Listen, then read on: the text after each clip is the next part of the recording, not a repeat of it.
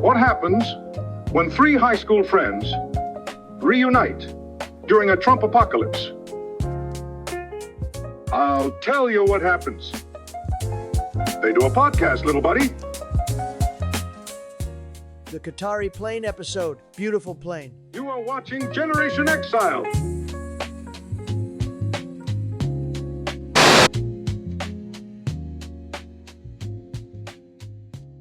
Oh, here we go. Fake news Michael Romanelli.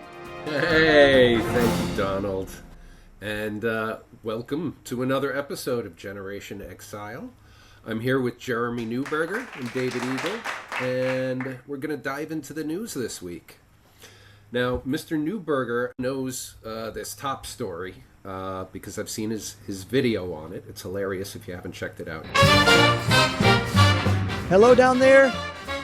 It is I, your favorite president, Donald J. Trump, up here in my totally legal, completely free gift plane from my best friends in Qatar. Yeah, but the Middle Eastern country of Qatar, the Qatari royal family, actually, is offering a large gift to POTUS, to Donald Trump, almost personally, it seems, as personally as they can give a gift to a president based on existing rules. It's a jumbo 747 jet that's been decked out to become a palace in the sky, as it is described. Now, can I interrupt for a second?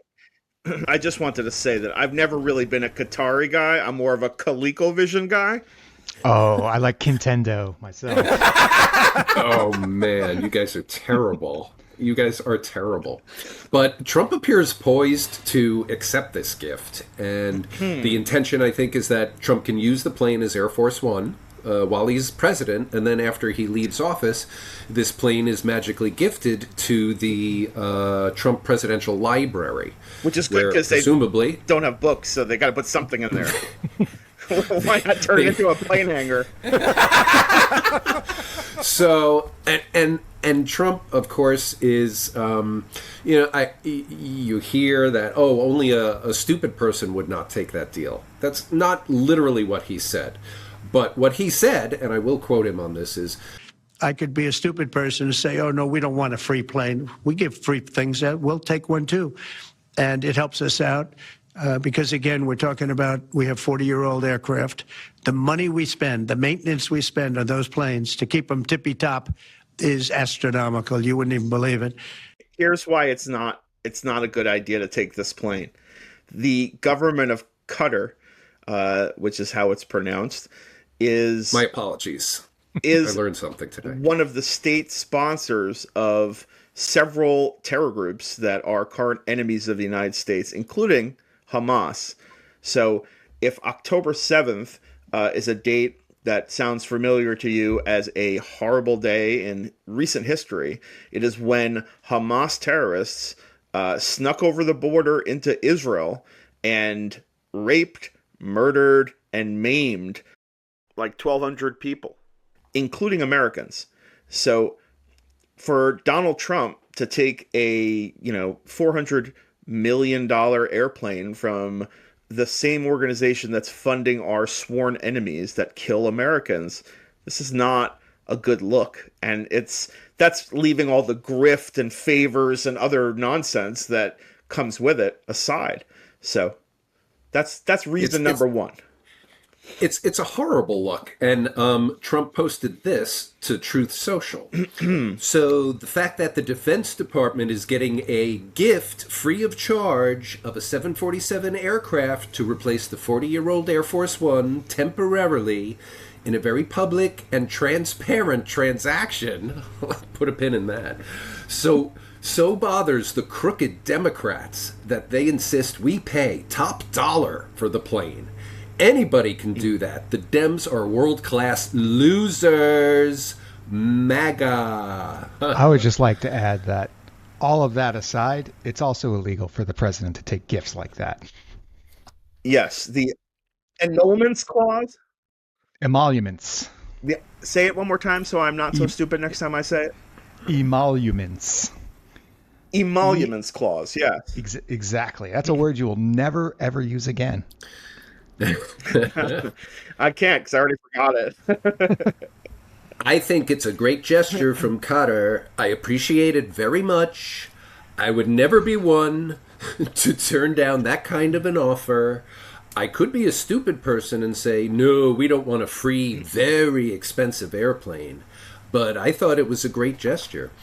This is just the perfect, I think it's a quintessential example of how morally bankrupt Donald Trump is, because he doesn't even see how this could obviously, in a reasonable person's eye, create a conflict of interest. Yeah. And the fact that he doesn't get that, he's so transactional. He doesn't do his job as president of this country. He took an oath to the Constitution, and now he doesn't really seem to have a great recollection of that. So no birthright citizenship for you, but $5 million buys you a green card, no matter who you are. Right. Yeah. That's the kind of transactional stuff that I think is going to be extremely corrosive to the Republic. Yes. If you can take a plane, why not a suitcase full of gold? Wouldn't you be stupid to turn that down? Who says there isn't a suitcase full of gold on the plane? That's true. That's true. Did you check the checked bags?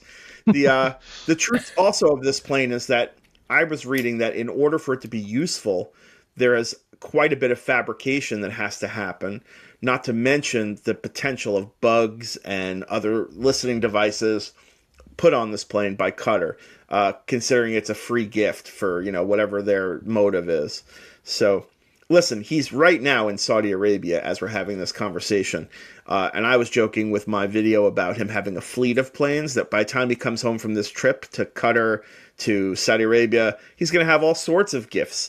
As a matter of fact, the whole ceremony today, it's like gift giving. The Saudis have got money to burn because of all the oil we put in our cars. So they will just gift, and he is a gift horse. And he'll take it all.